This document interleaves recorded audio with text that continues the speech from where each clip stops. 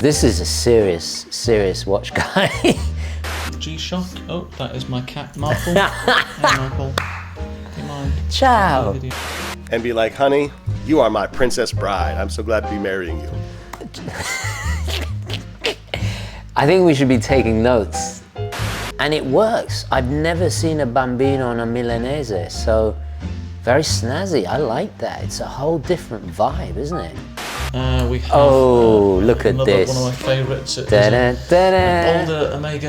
If I had to get rid of all of my watches and could only keep 5, this would be the 5. That's a bold statement. I don't think I could ever do that.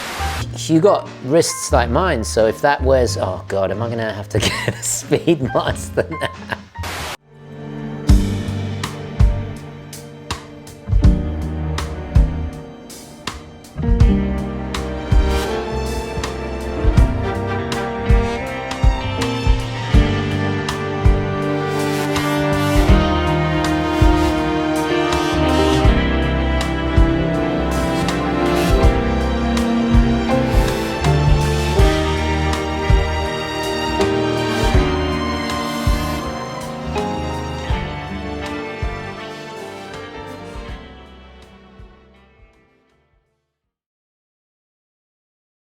Okay, hi guys, and welcome to hopefully the start of a new show where I react to your videos. Shout out to Davide Cecchini for inspiring this.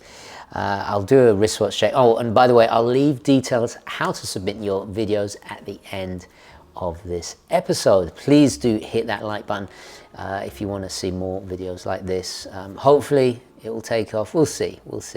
Anyway, yeah, I'm still in the honeymoon phase with my Captain Willard. I reviewed it. I'll leave a link somewhere here if you missed it, but after doing the review I pulled the trigger and I've kept it obviously on the Riscandi Watch Club waffle strap there. Nod to the movie, but also so comfortable, and it's that high quality rubber strap as well, so very durable, but still that comfort.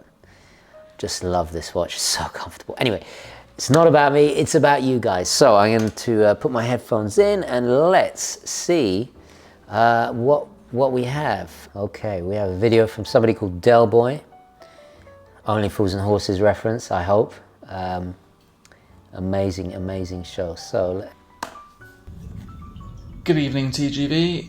Good evening. Hello from London. It was nice and sunny earlier on today, but not so much now. Oh wait, hold on. I can already see so many. Oh, I see some heavy hitters there. I know some of these watches, so I'm already very excited. Let's look at this the set here. We've got a snooker table. I like the setup. This is what I'm talking about. Sorry, I'm already rabbiting on. Let's hear. I live in Woolwich, southeast London, England, and I thought I'd tell you a little about some of the watches in my collection today.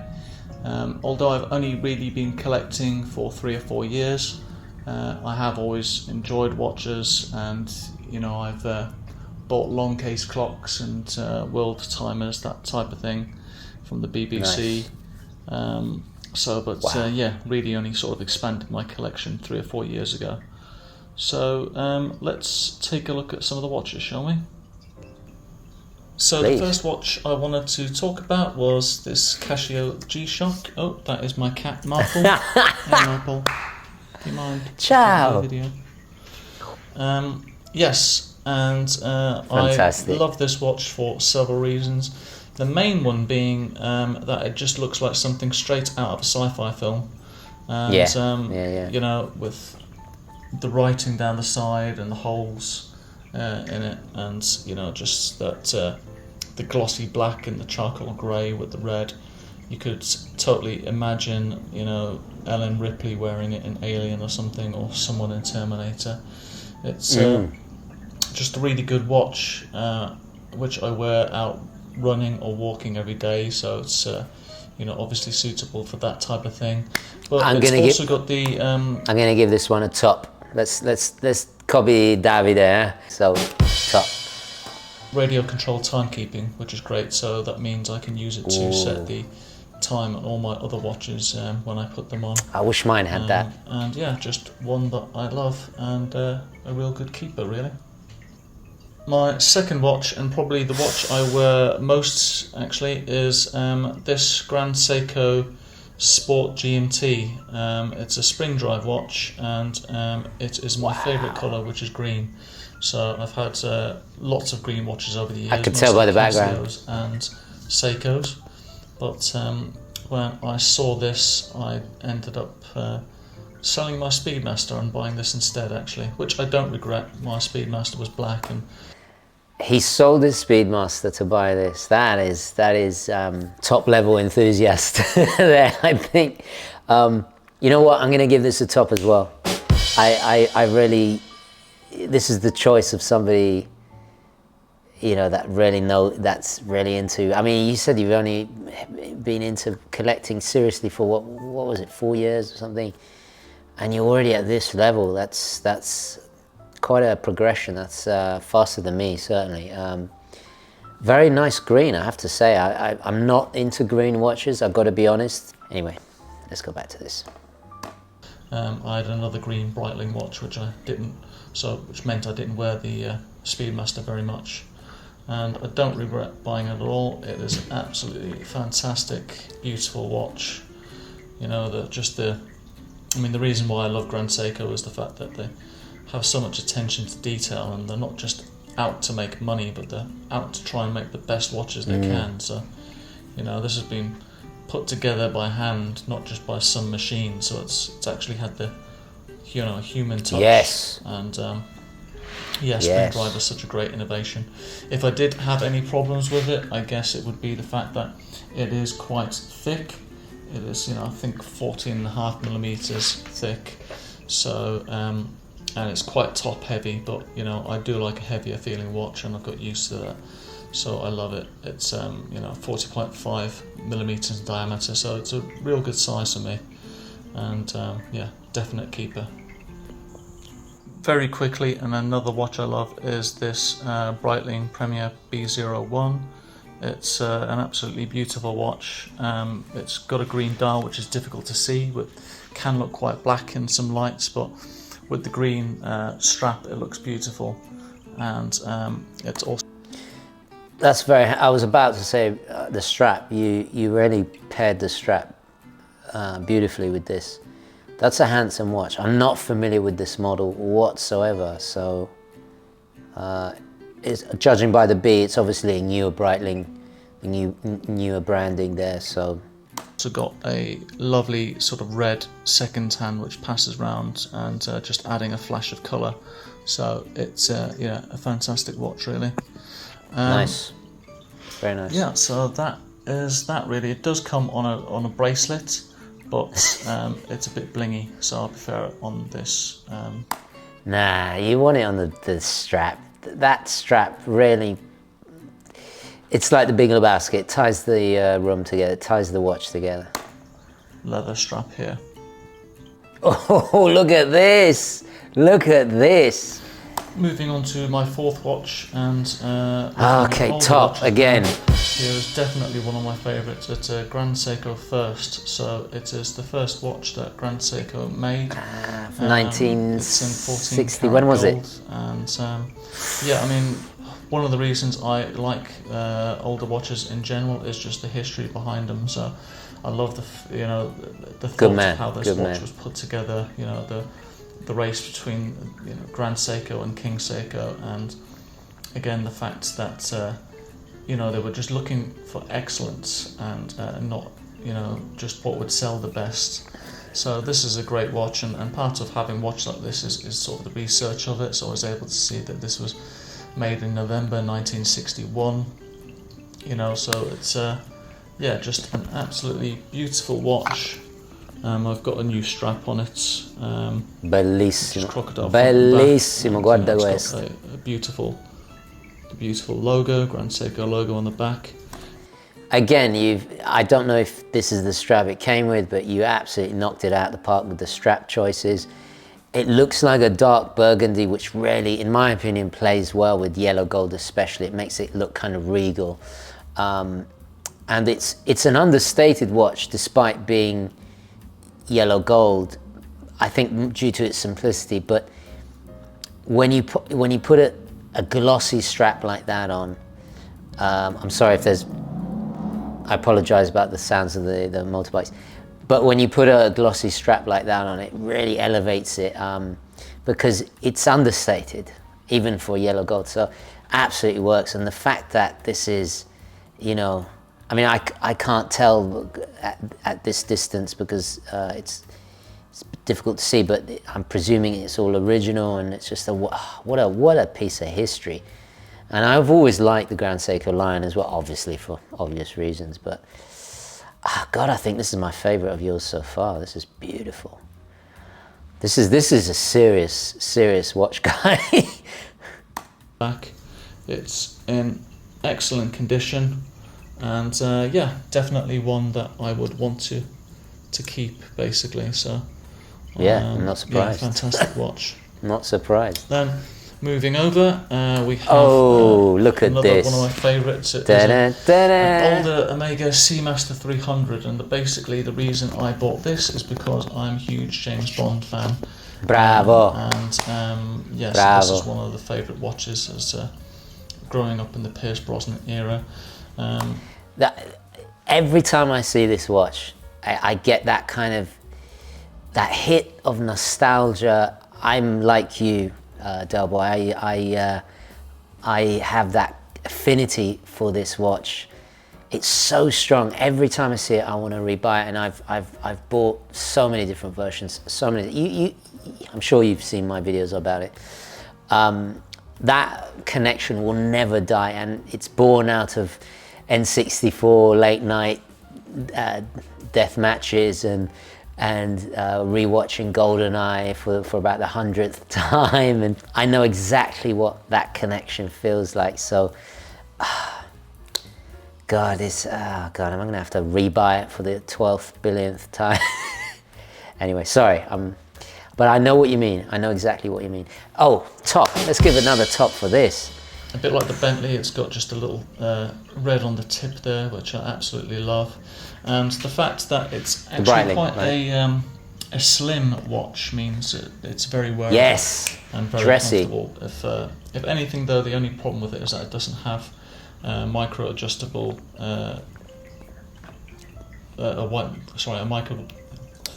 micro adjustable strap. So yeah, it can be a bit annoying, you know, changing in the heat in the summer, etc. So, but a fantastic watch. And I always wore it on. I always wore it on a NATO strap for that reason. Before Spectre and all of that.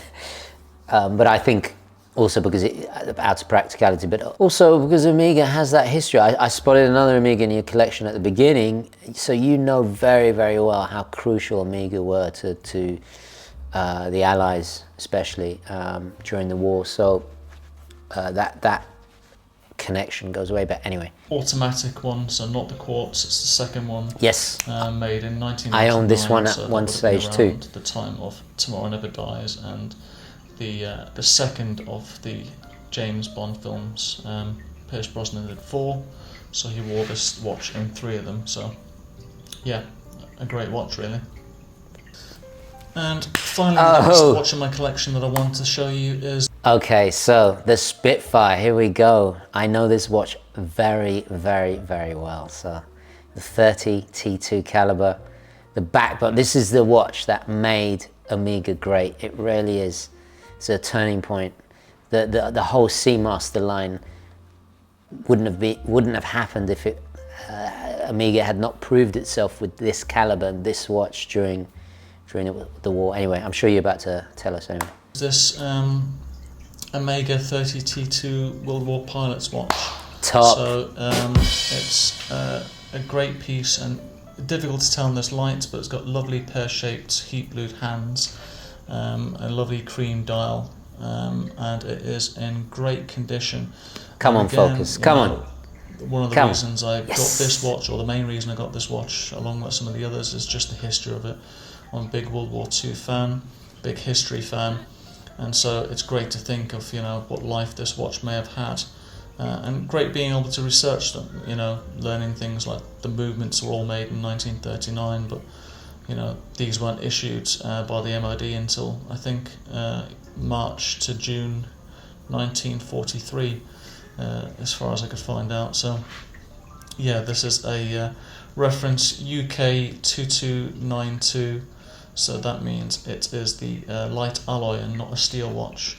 Nice. But yeah, just amazing to think what sort of a life this watch may Yeah, have you've had. got one of the more originals. Mine was recased by Denison. It happened a lot after the war.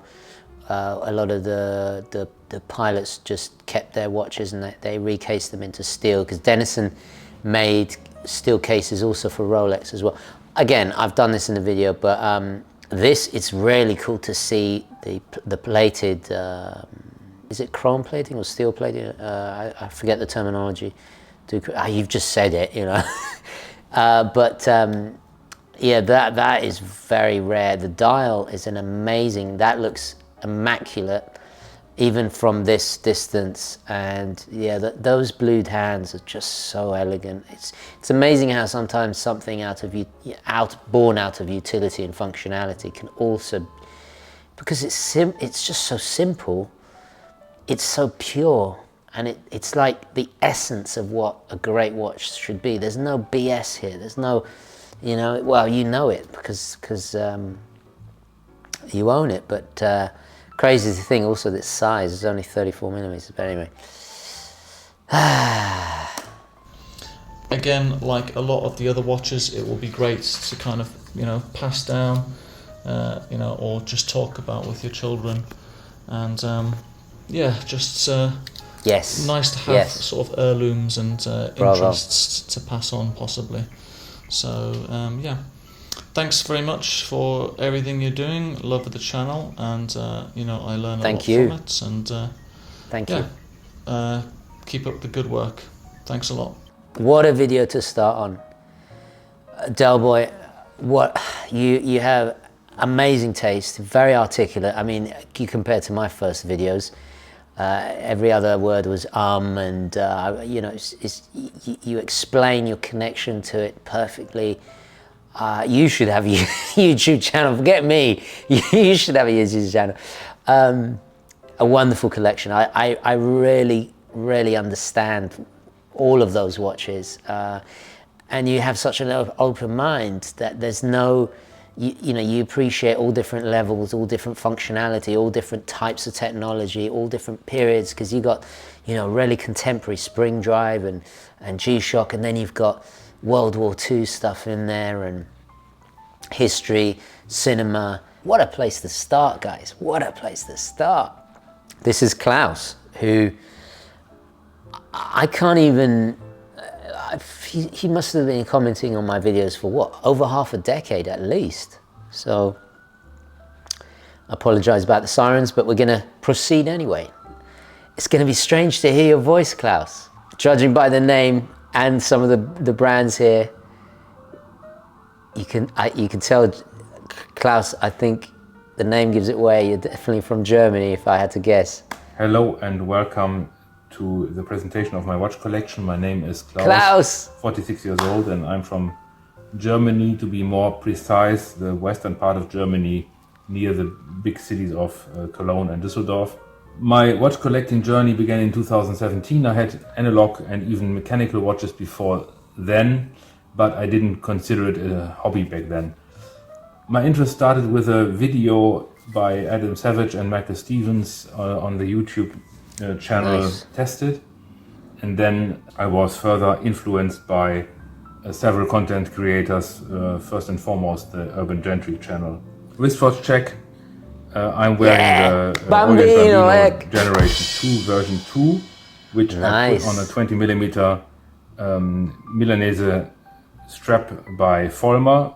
Quite cleverly done, because they took a 20mm bracelet and just added the 21mm tube for the connection to the Very clever, and it works. I've never seen a Bambino on a Milanese, so very snazzy. I like that. It's a whole different vibe, isn't it?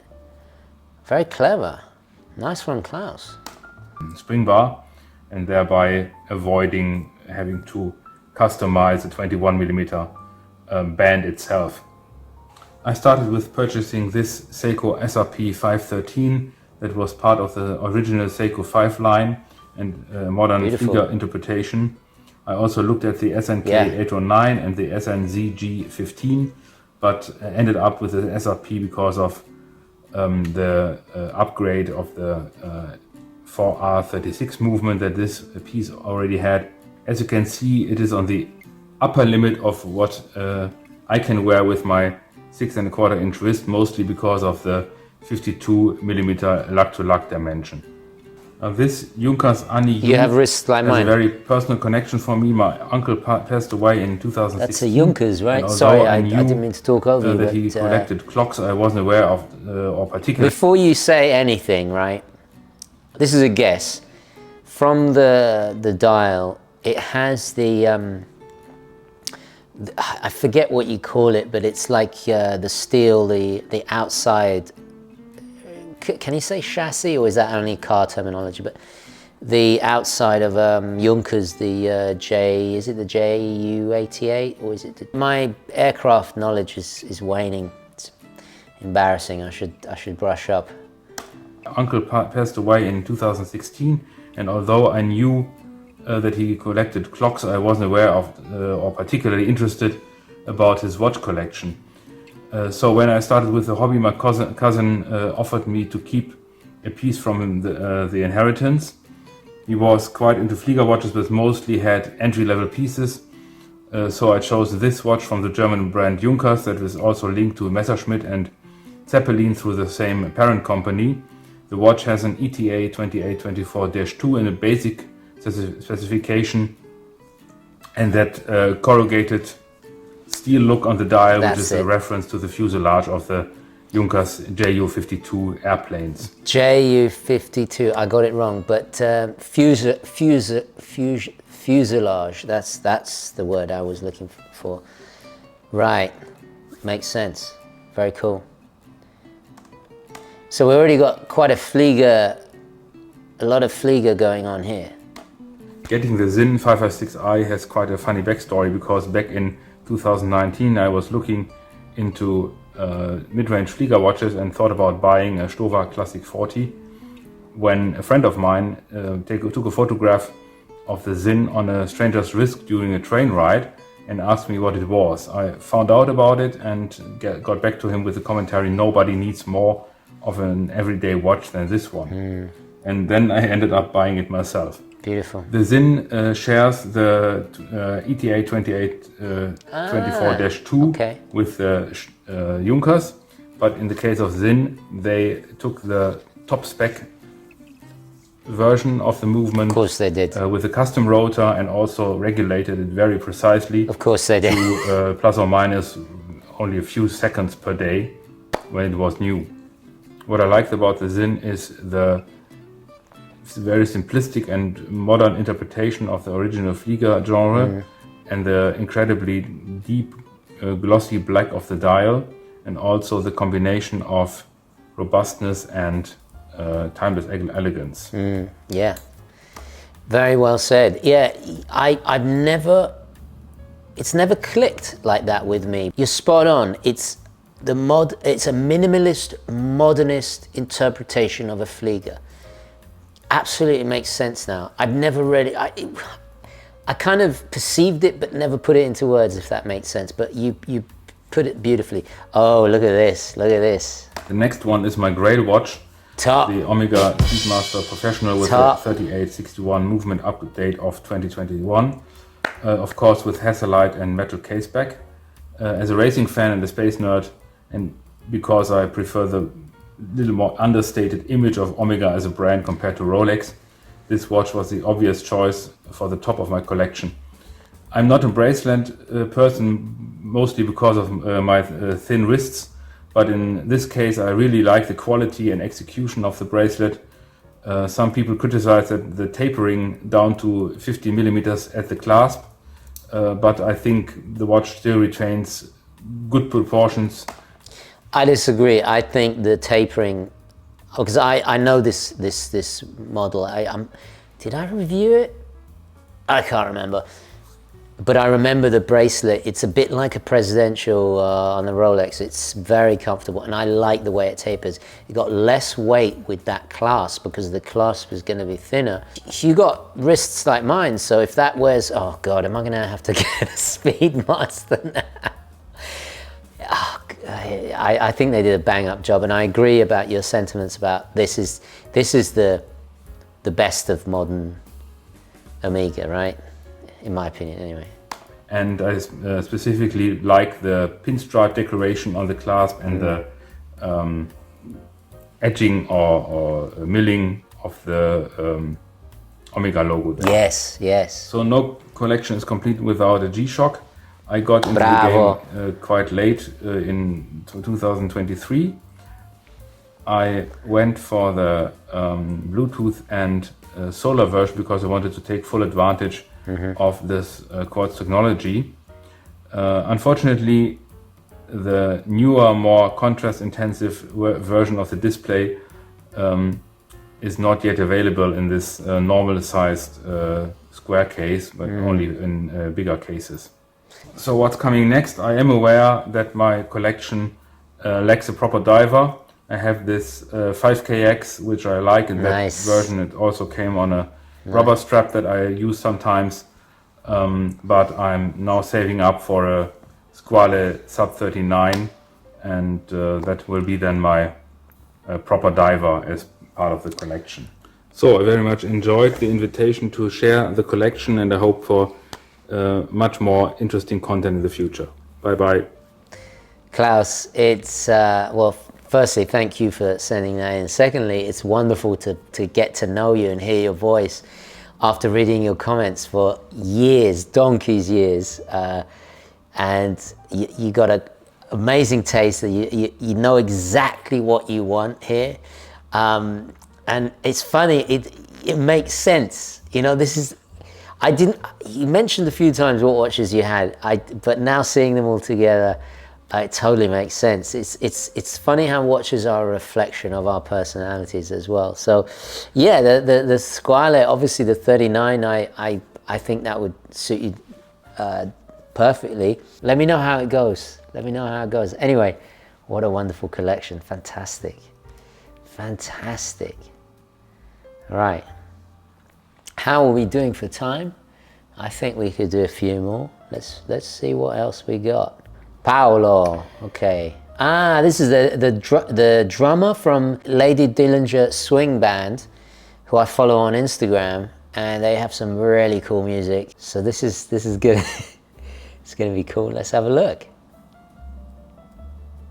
Hi everyone, my name is Paolo and I live in Italy. My city Ciao, is Paolo. Monza, Ciao. near Milan. Monza. I've been a watch enthusiast for about 5 years now, and I present to you 3. Ma parli inglese così bene? I'm embarrassed because my Italian is certainly not as good as your English. Watches from my collection. Vai, andiamo. The first is the watch I wear most, the Tudor Black 58. As you can see, it's very used. I got it as soon as was announced. I think I was one of the first in Italy to have it. I like it a lot. It's perfect for my wrist and is really comfortable. Oh yeah, look at that. I am a professional drummer and I wear always during my performance and... Wow, so you wear this during... I've always wondered that, you know, it does the shock, how would it affect it? Because surely, you know, anyway. Wow, I really love it. It's really È perfetto perfect per te, me. guarda. Perfetto. Okay. The next watch Prossimo, dai. I present to you is my Panerai. Is a M176. Caspita, guarda questo. 44 millimeters.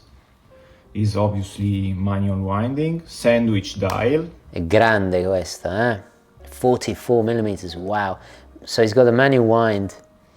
I would be interested to see how tall that is. I wonder what the depth rating on this is. 300 meters, okay. Nice, very nice. As you can see. Oh. And this dial, I wish mine had the sandwich dial. That's the only thing I don't like about mine. And I do love that it's got all 12, 3, 6, 9, that perfect balance. Fantastic. It's a real tool, large, very legible, but also very comfortable because it's very, very light for the titanium case.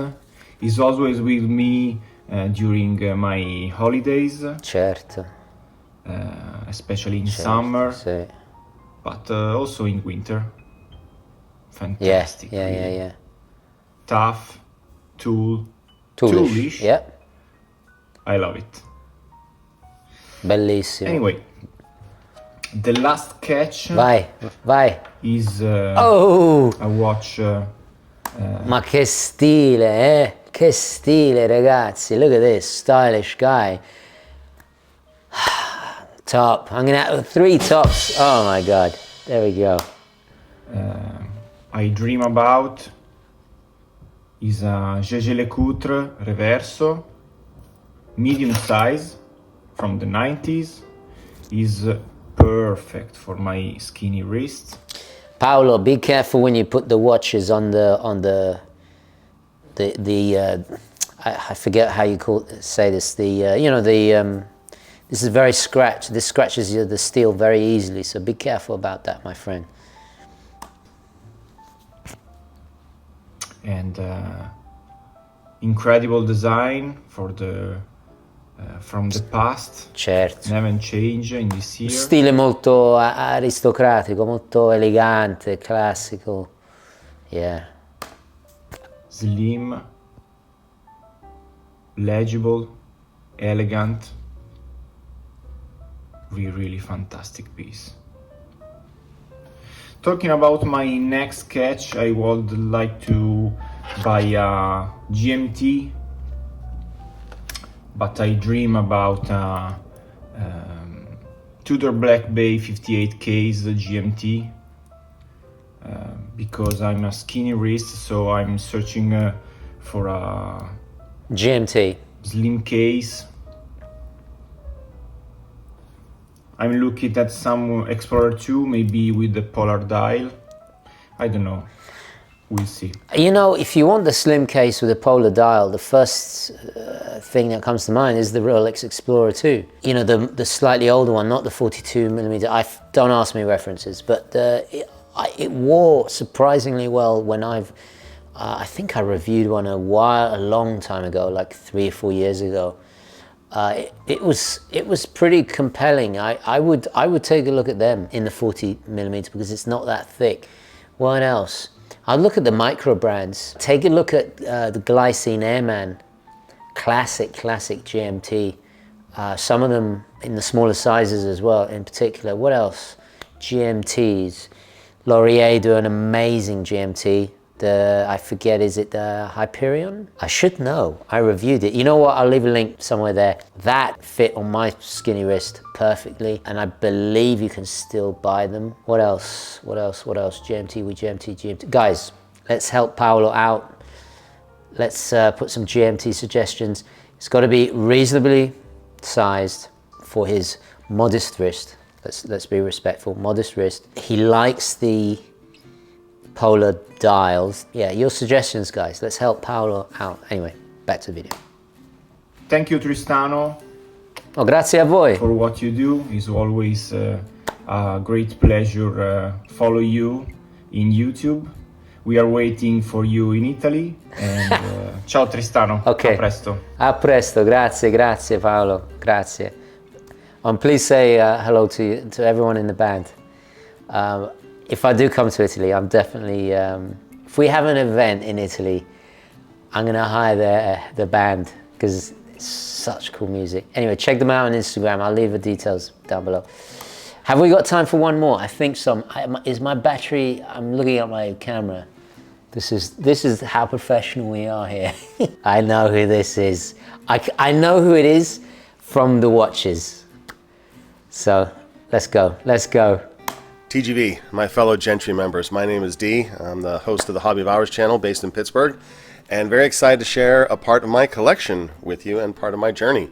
I've been seriously into watches since about 2015 onwards, although I can still remember going to look at them in the department stores way back in the day as a kid. I am currently chasing a Breitling. I dare not say what model because we know what happens when a particular watch gets mentioned on Tristano's channel. It gets gobbled up. So maybe if I hunt it down, eventually I will share it with you. This is why I haven't said what my grail is, because it's expensive. I don't want to, people jack up the prices before, I need to save up for it myself. Anyway, ciao D, how are you doing, man? I met this gentleman at the Moira event. As you can already tell, the way he talks about watches, he has a fantastic channel. I'll leave a link down below. Very articulate, always puts me in a good mood, and his passion is just contagious, and just a pleasure to listen to his views and opinions and his knowledge as well. So anyway, let's see what he's got on offer. Which five? He's chosen 5 here. Let's have a look. One of my favorite things about watch collecting is not only that thrill of the hunt, but getting something at a great deal and helping others get better at their negotiating. Ultimately, though, it's like wearing a piece of art on your wrist. Half the time I'm looking down at my watch, it's not to tell the time, it's to look at the watch itself. And what I have before us here today is what I like to call my perfect 5 watch collection. If I had to get rid of all of my watches and could only keep 5, this would be the 5. That's a bold statement. I don't think I can ever do that. So let us get up in their business. Yes, let's have a look. Omega Seamaster GMT Brosnan era Bond wave dial. Ooh. Absolutely love this piece. This is my favorite watch of all time. If I could only ever have one, it would be this one. His favorite watch of all time. That's crazy. I owned one of these very, very briefly before I had the channel. Back in the day, they weren't, you could get them for a good amount, but they were made in quite a limited amount, I think. So you don't get to see these. You don't get to see these. And I always thought, you know what? This made more sense for James Bond because it's got the GMT complication, but I think it might have come out after James Bond. Anyway, let's see what D says. And moreover, I think every dive watch should have a GMT function. It adds nothing to the height of the piece from a movement perspective, but also if you're diving, chances are you're on vacation somewhere, and my goodness, James Bond, bro, get a GMT watch. Unless you're in so many time zones that one more really doesn't matter. Fun fact about this one, this is the only one from the era that has an open display case back. Yeah, I forgot that. Coaxial movement, and I dare say, better than a Submariner. Oh! Cartier Basculant Mécanique. D, what are you doing to me here? I love this watch, okay? So let's wait, let's see what he said. And also, he's got the gloves. This guy's a professional. Look at the transitions. It's fantastic. The gloves are in the store, Amazon store, link down below. Butler gloves, buy the real thing. It just helps wipe smudges off, helps to give a cleaner outline to the piece. And also it's more professional, less distracting. So that's why I always wear the gloves. Anyway. Cartier's flipper watch and answer to the JLC Reverso. The nice thing about this is if you're traveling, you can put it on your nightstand as a travel clock. Top. Their leather is so... Yeah, this was precisely the point, because before wristwatches, and I have some of my grandfather's alarm clocks that fold up into like a little wallet for traveling. This is kind of the amalgamation of that thinking put into watches, and of course Cartier being the earliest manufacturer of iconic watches with the Santos and the tank and all this. So they took that thinking and put it into watches. Just genius. I've always loved this piece. If I had DuckTales money, I would buy a hell of a lot of Cartiers, and this would probably be the first on my list. Gorgeous. Why don't you lend it to me, D? beautiful, so soft and supple. Well done, Cartier. Sometimes when you buy used watches, you get engravings you don't necessarily want. My initials are not PB, but in case anyone ever asks me, I just tell them it reminds me to do my personal best every day. Yeah. I could probably have that buffed out by Cartier, but I don't know, there's some charm to it. No, that's pure class, my friend. Pure class. And if there is ever a Mrs. D, I could gift this to her and be like, honey, you are my princess bride. I'm so glad to be marrying you. I think we should be taking notes. Gift to the gab, I think, is the yeah. So sometimes if there's a weird engraving, you can get a discount on your watch, and I always advocate for that. But dang, these Basculons are heading up in price, so if you want one, better get them quick. Beautiful. Casio G-Shock DW5600 in oh so gorgeous green. Nice. They make these in all sorts of colors, and they started making them in metal, and I think there's even a solid gold one, so there's one out there for you. Name another grand complication watch you can get off of Amazon for $40. Absolute great point. Perfection in the beater category. And if you need help finding one, pick up one of these G-Shock Bibles. These are readily available on eBay. And this one is dated at 2015, but has every model up until that date. They are way overdue to release a new one. Can't wait to get it. Love me some watch books. Yes, great point. I believe they have put out a new one. It's on their website. Not that G-Shock need me to boost sales, but it's on my Christmas list for myself, so they have updated it, by the way, guys. And it will help you on your journey to find the one that is right for you. The Vertex Dirty Dozen. Name a better field watch than a Dirty Dozen watch. Yes. Okay. Name a better one. Okay, so for those, I'm sure he's going to go into it, but it's the only one out of the Dirty Dozen that's still family owned to this day. I recently reviewed the modern equivalent, and this looks like an original from World War II. Molto speciale West. I don't think you can. There was obviously 12 makers of the Dirty Dozen watches, but Vertex was the only British-made version that was supplied to the MOD. This watch is, gosh, 79 years old. I hope I look this good at 79. Of course, we've got welded lugs, 18 millimeters at the lug width. And the thing is, Dan, the grandson of the founder, has reinvigorated the brand. It's done, by the way, but it's fine. You don't have to go get an old one. You can get a new one if you want. And better yet, if you go to visit them in London, you will get one of these super cool challenge coins. Thank you so much for this, Dan. We love you. Love some Vertex. I can't name a better field watch than this. Yeah, can't disagree. Last but not least, my favorite chronograph of all time, the Porsche Design Chronograph 1 7176 in the Mario Andretti configuration. I didn't know that Mario Andretti had one of these. I need to brush up on my Porsche design knowledge, I think. We got 1 kilometers on the Rehaut, Orfina above the day date, and a German day wheel. If this was the Top Gun config, we would have 1 mile on the Rehaut, PD above the day date, and we have an English day wheel. So that's how you can tell them apart. This is the Valjoux 7750. I've come close to buying this watch, the vintage, not this one, the Top Gun. This is not helping, my friend. This is not helping. The 50, as opposed to the Lemania 5100. I own that one as well. That one's a bit thicker.